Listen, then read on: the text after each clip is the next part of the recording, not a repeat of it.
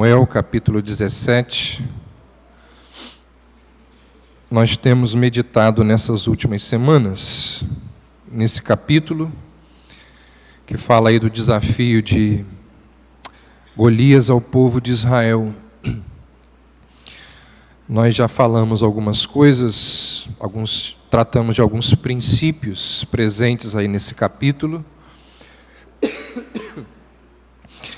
Vimos, por exemplo, que os gigantes que ameaçam as nossas vidas, aqueles problemas gigantescos que muitas vezes se levantam contra nós já vimos que eles não devem ser tolerados, assim como a nação de Israel tolerou Golias durante 40 dias, mas eles devem ser confrontados e eliminados do nosso meio. Nós também vimos que aquelas pessoas que, assim como Saul, confiam na sua própria capacidade, um dia elas hão de ficar desamparadas, como Saul ficou desamparado aqui diante da ameaça de Golias, não teve a ajuda, o auxílio do Senhor. Depois nós vimos que, assim como Saul e o exército de Israel, viver unicamente em função daquilo que nós vemos é algo que nos traz medo, é algo que nos paralisa. E Saul e os seus soldados estavam ali obcecados por coisas tangíveis, de forma que a realidade ao redor deles ficou completamente obscurecida. Vimos também que, assim como Davi não sabia o grande desafio que tinha ao acordar naquele dia, que seria lutar contra Golias, nós também não sabemos quais são os desafios que nos aguardam ao longo dos dias que nós temos pela frente. Nunca sabemos quando um gigante há de se levantar contra nós. E semana passada nós encerramos algumas das análises desse capítulo aí, percebendo que as grandes questões da vida, elas são teológicas. E Davi é o único ali que, na batalha diante de Golias, ele é o único que consegue olhar para aquela situação ali de forma teológica. Ninguém conseguiu olhar para aquela situação pelo viés da fé. Há um pensamento que diz que existem aqueles que fazem coisas acontecerem, existem aqueles que assistem enquanto as coisas estão acontecendo, e existem aqueles que nem sequer sabem que algo está acontecendo. Ao que parece, Davi foi o único em todo o exército de Israel que estava ou que esteve ciente do que realmente estava acontecendo ali. Ele sabia que não se tratava apenas de um conflito físico entre dois exércitos. Ele foi o único que percebeu que se tratava de uma batalha espiritual entre a verdade e a falsidade. Então essas foram algumas lições, alguns princípios que nós retiramos dessa história tão conhecida de todos nós nessas últimas 2 ou 3 semanas. Hoje nós ainda vamos ver algumas, e daqui a 3, 4 domingos, quando eu retornar a pregar pela manhã, nós continuaremos vendo verdades acerca desse texto aí. A Bíblia nos diz, o texto bíblico aqui nos diz que antes de enfrentar Golias, Davi precisou lutar ou ultrapassar 2 obstáculos. Primeiro, o deboche do seu irmão e o cinismo do rei. Se você der uma olhada aí no verso 28, diz que Eliabe, ouvindo Davi, Eliabe era, diz o verso 28, seu irmão mais velho, aquele que Samuel pensou que seria o novo rei. Ouvindo Eliabe, seu irmão mais velho, falar àqueles homens, é Davi que está falando. Davi chega no campo de batalha ali, para levar os alimentos para os seus irmãos, e ele ouve, percebe a situação ali, e ouve o que Golias estava falando. Então, ouvindo Eliabe, o seu irmão mais velho, falar àqueles homens, acendeu-se-lhe a ira contra Davi, e disse: por que desceste aqui? E a quem deixaste aquelas poucas ovelhas no deserto? Bem conheço a tua presunção e a tua maldade. Desceste apenas para ver a peleja. Eliabe, de forma ofensiva, injusta, grosseira e ingrata, fala contra Davi. Ele tenta ofender Davi, revelando ou mostrando Davi como um rapaz indolente e orgulhoso que não merecia respeito. Ele falsamente insinua que Davi não passava de um pastor descuidado e irresponsável. E ele não podia estar mais equivocado nas considerações que ele faz dos motivos de Davi. Primeiro, porque Davi não havia sido irresponsável no cuidado das ovelhas. Eliabe pergunta assim: a quem deixaste aquelas poucas ovelhas no deserto? Insinuando que se Davi estava ali, as ovelhas estavam sem alguém para cuidar delas. Só que a Bíblia nos diz que antes de sair de casa para levar o alimento para os seus irmãos, Davi preparou tudo para que as suas ovelhas tivessem o cuidado necessário. Olha o que diz aí o verso 20. Davi, pois, no dia seguinte se levantou de madrugada, depois que ele ouve a ordem do seu pai, que é descrita aí a partir do verso 17, ele se levanta de madrugada e deixa as ovelhas com um guarda. Algumas versões dizem que ele deixou o rebanho com outro pastor. Então, ele não é irresponsável, como supõe o irmão dele. Ele prepara tudo para que o seu rebanho tivesse o cuidado necessário. Além disso, Davi vai até aquele local, não com uma atitude insolente e presunçosa, como Eliabe está afirmando. Davi vai até aquele local em obediência às instruções do seu pai. Ele não vai ali como um curioso, como alguém que está desejoso de ver o que está para acontecer. Ele só vai ali porque o pai mandou. Então Eliabe estava extremamente equivocado na consideração que ele faz dos motivos de Davi estar naquele local. Então você observa que um sentimento orgulhoso e invejoso, que provavelmente é o que está no coração de Eliabe, porque Davi foi escolhido o rei e não ele.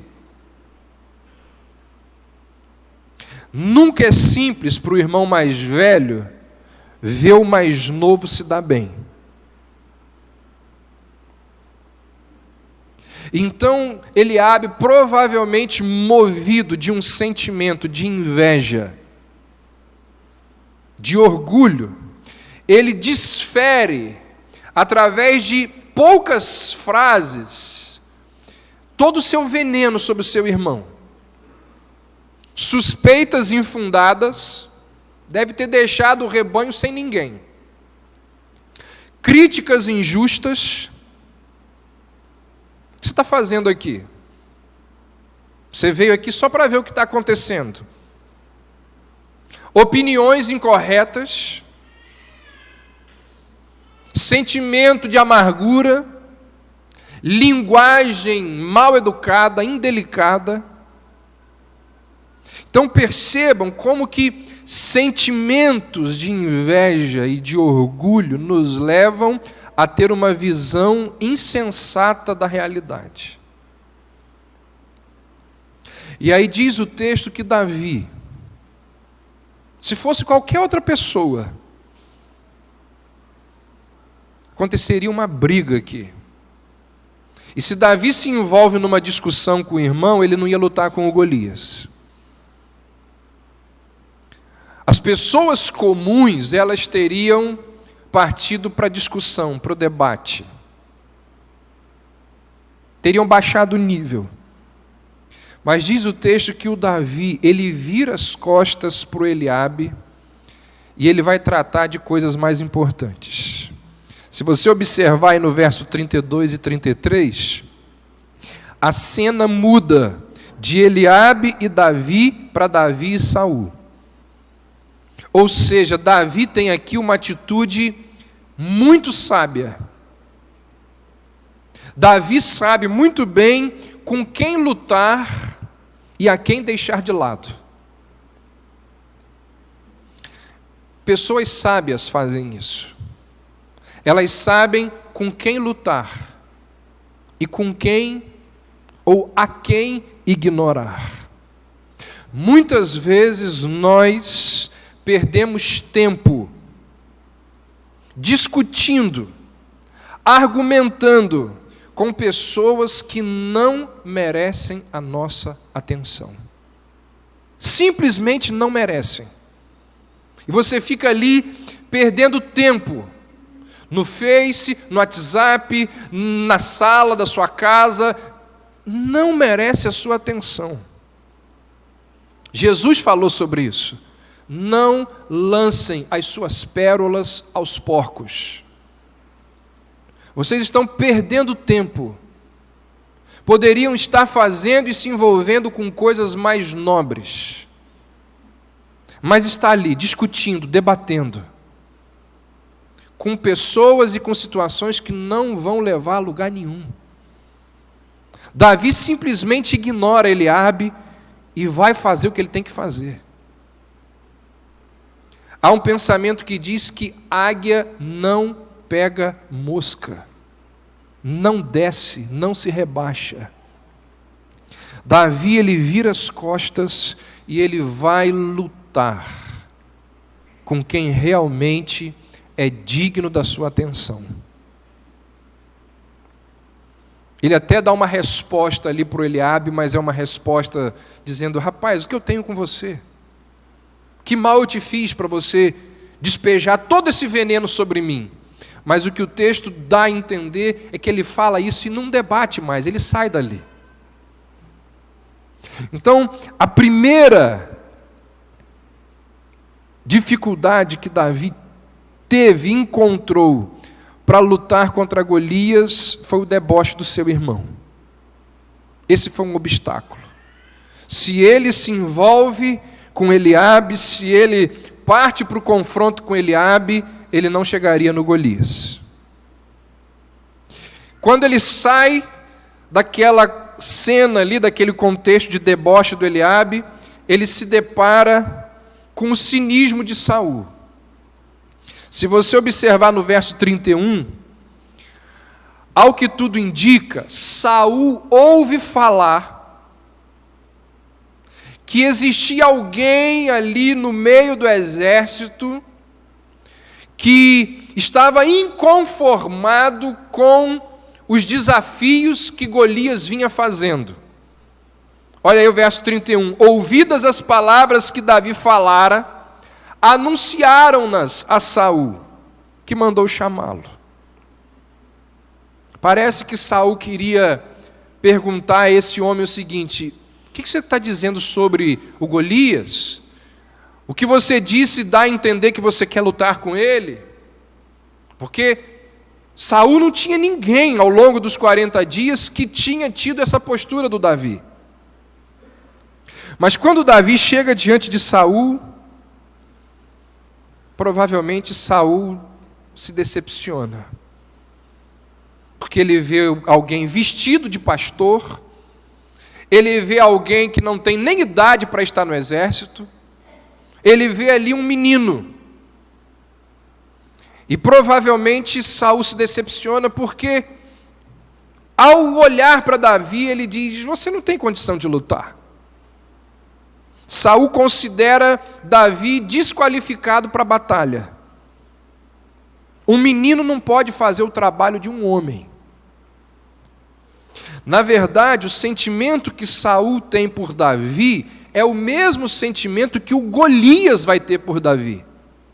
Dá uma olhada aí no verso 42 e 43. Olhando o filisteu e vendo a Davi, o desprezou. Porquanto era menino, moço, ruivo e de boa aparência.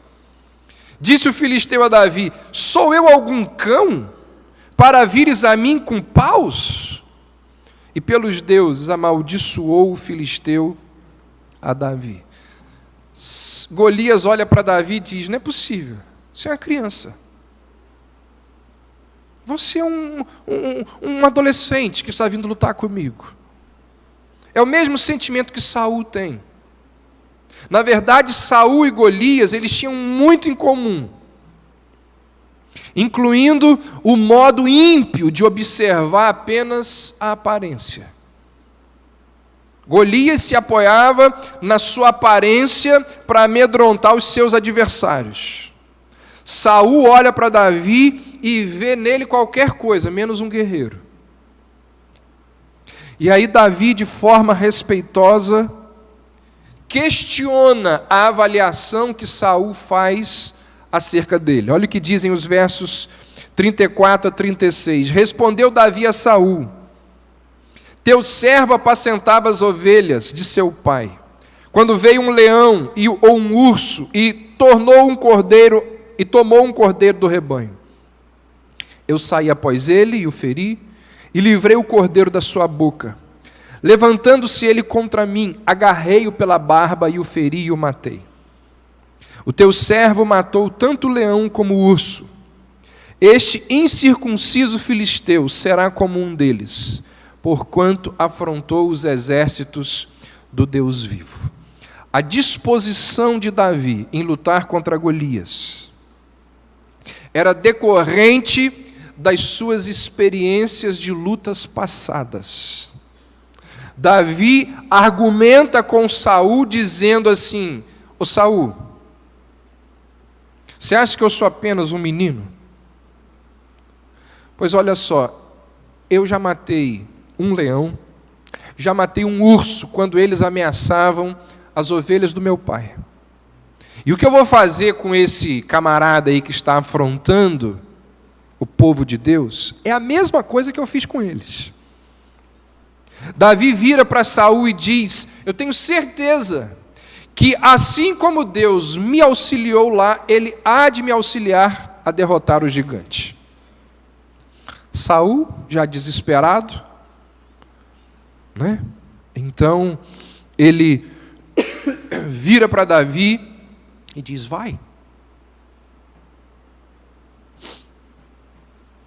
O que chama a atenção aqui é que Davi, ele se baseia não na sua capacidade, mas no auxílio de Deus, em ajudá-lo a se livrar daquelas circunstâncias ameaçadoras. Ele diz para o Saul, está aí no verso 37, Ele, Deus, me livrará da mão do filisteu. Davi reconhece que foi Deus quem o ajudou a matar o leão, quem o ajudou a matar o urso, e ele reconhece que é Deus quem vai ajudá-lo a tombar o filisteu. Ele está dizendo: assim como ele foi fiel a mim no passado, ele continuará me auxiliando nesse momento. Uma vez o apóstolo Paulo deu um testemunho muito parecido com esse de Davi. Abra aí, por favor, lá em 2 Timóteo, capítulo 4.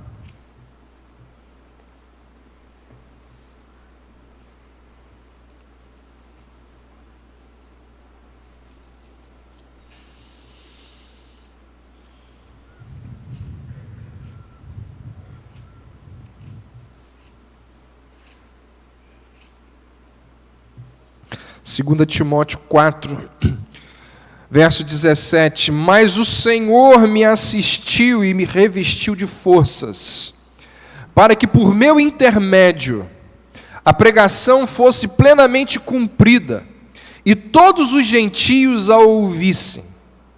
E fui libertado da boca do leão. Paulo está dando testemunho de coisas que Deus fez por ele no passado. E agora ele diz: o Senhor me livrará também de toda obra maligna e me levará a salvo para o seu reino celestial. A ele glória pelos séculos dos séculos. Amém. Davi e Paulo nos mostram que as nossas experiências passadas da fidelidade de Deus, elas devem nos encorajar em nossa fé para o futuro. Ou seja, por que eu posso e devo crer que Deus há de me abençoar hoje e no futuro? Por causa daquilo que Ele fez comigo até hoje. Porque assim como Ele me livrou no passado, Ele há de me livrar no futuro.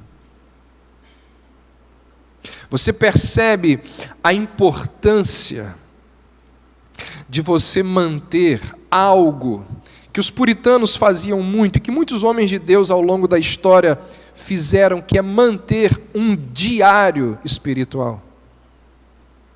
Não é a primeira vez que eu falo isso aqui. Se nós mantemos um diário espiritual, quando ao longo dos anos enfrentarmos tribulações, nós podemos nos voltar para aquilo que nós escrevemos e perceber como que Deus ao longo dos anos nos preservou, nos livrou, nos salvou. Nós podemos voltar o nosso olhar para experiências passadas e ver que Deus ali nos guardou, e a leitura daquilo dali há de nos fortalecer no presente. Não é por acaso que esses homens tinham esse hábito. Você entende a importância de se estudar e de aprender e de saber a história da igreja? Porque ao perceber o que Deus fez no passado com os seus servos, nós podemos ter esperança para que Ele assim também o faça no presente e no futuro. Então lembrarmos, sabermos, compreendermos o que Deus fez com os seus filhos e até mesmo com a gente no passado, as libertações e os auxílios que Deus nos concedeu diante de ameaças e perigos passados, nos traz esperança, certeza, auxílio no presente. É o que o Davi está fazendo. Davi vira para o Saul e diz assim: você me acha apenas um garoto, incapaz de lutar contra o Golias? Pois bem, eu vou te contar o que Deus fez através de mim no passado. E assim como Ele me libertou do urso, do leão, Ele há de trazer vitória contra o Golias. Agora, quem não lembra, quem não tem experiências passadas com Deus, ou quem as tem e as ignora, realmente, né? Não terá tanta certeza, não terá tanta convicção, não terá tanta esperança. Merece destaque também o fato de que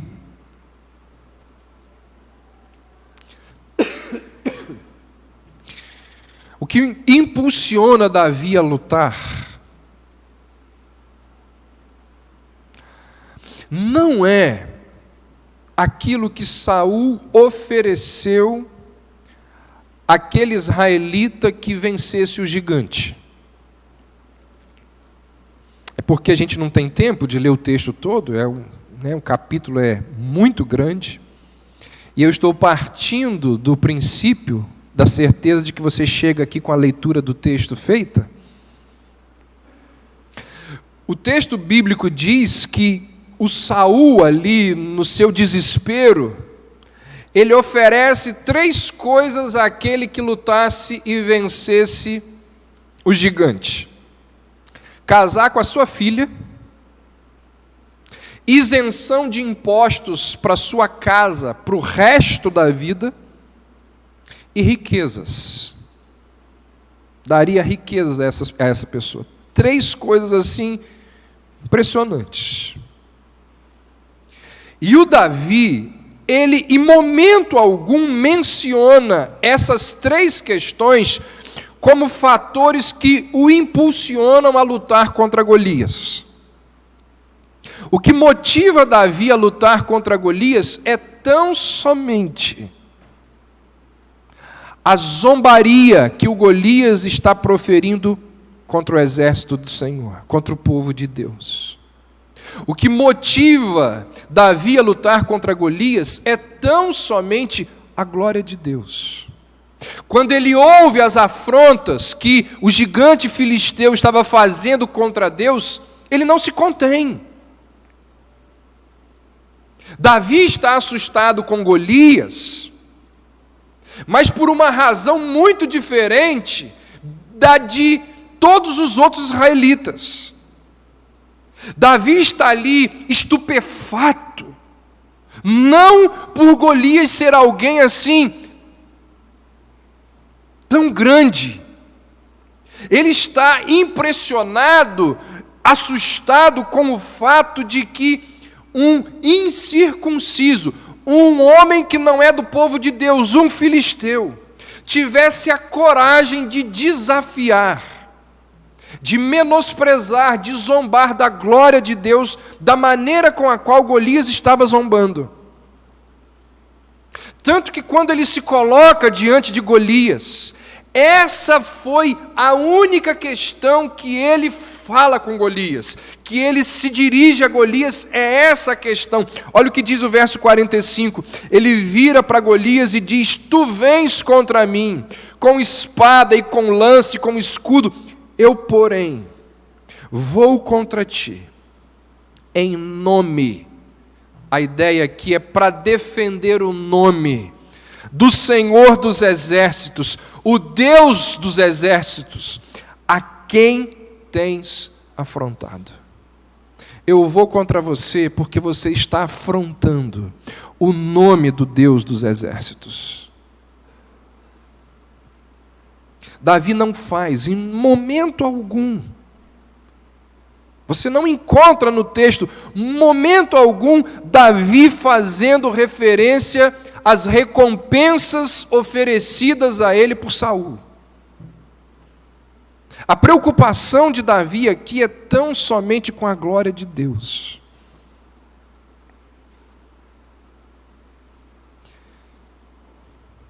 Algo que deveria também fazer parte da minha, da sua, das nossas vidas.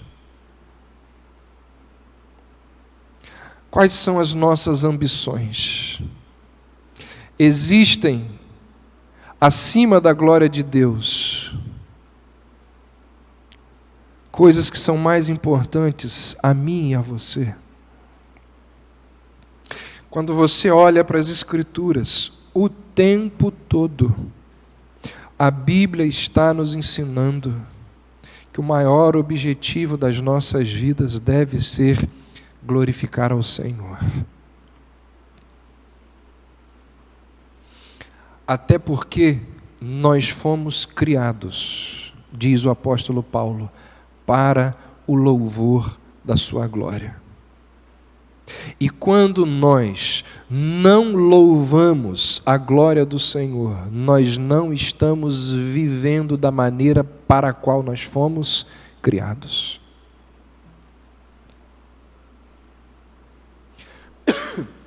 Tudo que Deus faz,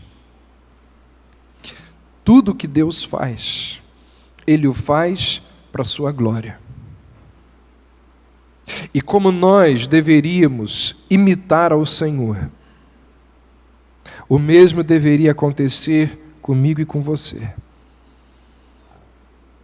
Tudo, até mesmo a nossa salvação, Deus a elaborou, Deus Deus assim a planejou para a sua glória, até mesmo a nossa salvação. Por que eu digo isso? Porque muitas pessoas pensam que Deus nos salvou para que nós fôssemos pessoas felizes. Lê do engano, conquanto isso seja uma consequência. O motivo principal pelo qual Deus nos salvou foi para o louvor da sua glória. Paulo vai dizer lá em Efésios 1, nos elegeu nele antes da fundação do mundo, para sermos santos e irrepreensíveis diante dele em amor. E nos predestinou para sermos filhos de adoção por Jesus Cristo, para si mesmo, segundo o beneplácito da sua vontade, para o louvor da sua glória. Lloyd Jones vai dizer que todo o propósito da sua salvação e da minha é que glorifiquemos o Pai. Pessoas vêm a mim e falam comigo e geralmente dizem o seguinte: o que a salvação fará por mim? Não é isso que as pessoas normalmente falam? Se eu me converter, o que vai acontecer comigo? Por que eu devo me converter? A resposta que é comumente dada em nosso evangelismo é: creia no Evangelho e isso fará coisas maravilhosas para você. Eu digo que dou graças a Deus, porque isso é verdade. Mas, meus queridos amigos, não devemos colocar isso em primeiro lugar. O alvo máximo e o objeto de nossa salvação é que possamos glorificar a Deus. A essência da salvação é nos colocar no estado em que glorifiquemos a Deus. O objetivo maior das nossas vidas é glorificar a Deus. Davi entendeu isso. Davi compreendeu isso. O que motivou Davi a lutar contra Golias não foi a isenção de impostos para sua família, não foram as riquezas, não foi casar com a filha do rei. O que impulsionou aquele pastor de ovelhas a lutar contra Golias foi tão somente a glória de Deus.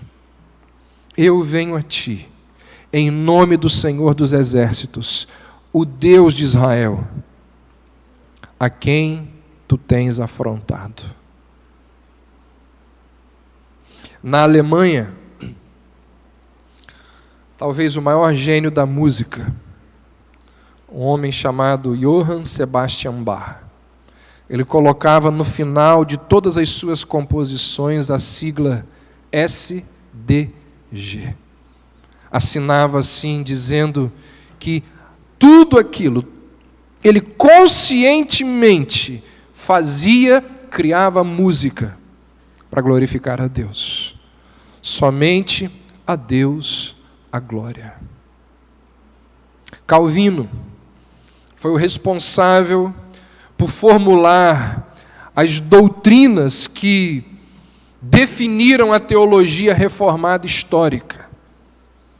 Calvino foi, sem dúvida, o teólogo da reforma. E ele enfatizou doutrinas ali na sua teologia, como justificação pela fé, predestinação e tantas outras verdades. Mas muita gente não sabe que a maior paixão da vida de Calvino era só lhe deu glória. Era adoração, era o louvor a Deus.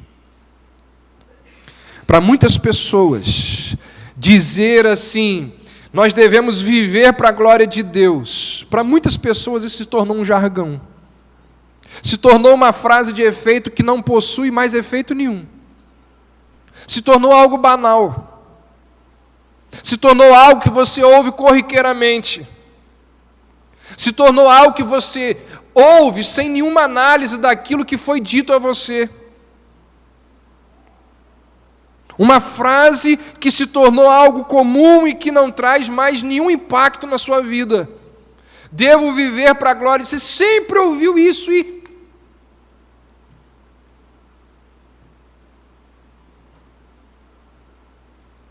Paulo diz lá em Romanos 1, que algumas pessoas, tendo conhecimento de Deus, não o glorificaram como Deus. Será que essa é uma acusação que pode ser feita a mim e a você? Davi diz assim: eu não estou preocupado se eu vou me casar com a filha do rei.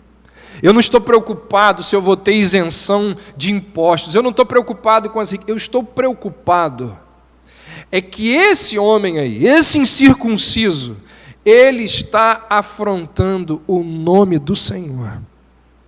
Davi vai lutar contra Golias preocupado tão somente com a glória de Deus.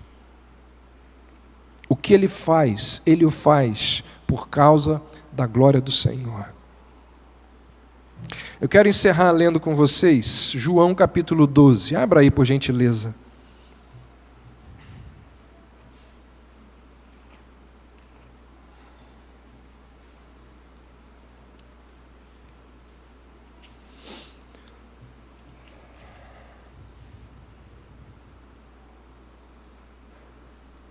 Olha o que diz o verso 37 sobre Jesus.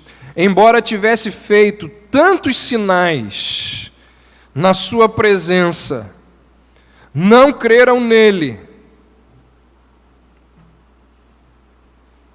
O que João está lembrando aqui, o contexto aqui é o seguinte: muitas pessoas ouviam as mensagens pregadas por Jesus, viam os sinais que ele efetuava, mas mesmo assim não acreditavam nele.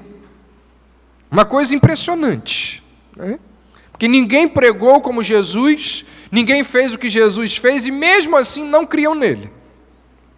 Mas aí o texto continua e João diz que existiam alguns que acreditaram sim. Verso 42, olha aí: contudo, muitos dentre as próprias autoridades. João está dizendo, olha, teve gente que até entre os líderes religiosos creram nele. O ouviram, creram nele, mas não se dispuseram a segui-lo. Por quê? A continuação do verso diz: por causa dos fariseus, não o confessaram, para não serem expulsos da sinagoga. A reputação de um judeu estava ligada ao fato dele frequentar a sinagoga. Judeus que não frequentavam a sinagoga não tinham uma boa reputação. E por não ter uma boa reputação, muitos deles eram expulsos dos seus empregos. Sendo expulsos da sinagoga, certamente perderiam seus empregos. E perder posição, perder proventos, não é algo muito fácil da gente lidar. De forma que João diz que muitos judeus tinham medo dos fariseus, porque se os fariseus os expulsassem da sinagoga, eles perderiam um monte de coisas. Mas o verdadeiro motivo é descrito no final.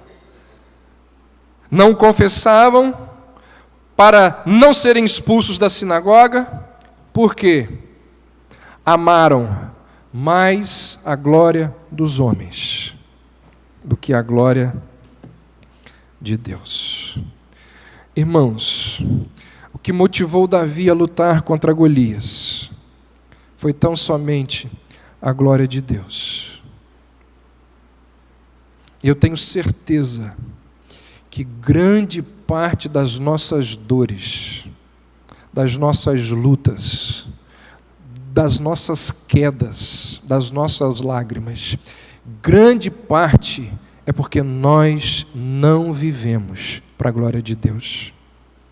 Nós vivemos para a nossa glória. Nós queremos satisfazer o nosso ego. E assim, não tem jeito. Vai dar ruim. Vai dar errado. Sabe por quê? Porque nós fomos criados para o louvor da glória de Deus. E quando nós não vivemos assim e trilhamos por outros caminhos, o fim não é bom. Como disse C.S. Lewis, Deus nos criou como um fabricante que criou um carro que é movido a gasolina. E se você coloca qualquer outro combustível, ou o carro não anda, ou ele anda errado.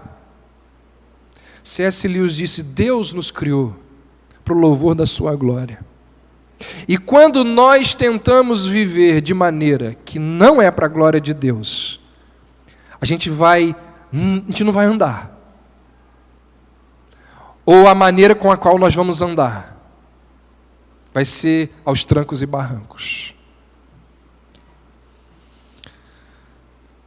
Que Deus nos ajude, de forma que o nosso viver seja por Ele, para Ele. Que a nossa vida seja capaz de dar glórias, pois a Ele, eternamente. Vamos orar. Senhor Deus, que a Tua palavra exposta e anunciada possa alcançar os nossos corações. Perdoa-nos quando muitas vezes nós não sabemos a quem enfrentar e não temos a sabedoria do Davi, de deixar de lado aqueles que não merecem a nossa atenção, aquilo que não merece a nossa atenção, e direcionarmos as nossas forças, a nossa atenção, o nosso cuidado para aquilo que realmente merece a nossa atenção. Perdoa-nos, ó Deus, quando não temos esse discernimento e essa sabedoria. Perdoa-nos quando muitas vezes estamos lançando as nossas pérolas aos porcos. E ajuda-nos, ó Deus, a entendermos aquilo que já sabemos, mas entendermos no coração de que sempre que tentamos viver para satisfazer as nossas vontades, antes de tentar honrar ao Senhor, as coisas não saem bem nas nossas vidas. Podemos buscar a satisfação dos nossos desejos, quando antes de qualquer coisa, desejamos ao Senhor. Que aprendamos com Davi, que esta história sirva como mais um dos instrumentos, como mais uma das mensagens que ao longo da vida ouvimos, sobre a necessidade de buscarmos ao Senhor em primeiro lugar. Nós assim te pedimos e oramos, em nome de Jesus. Amém.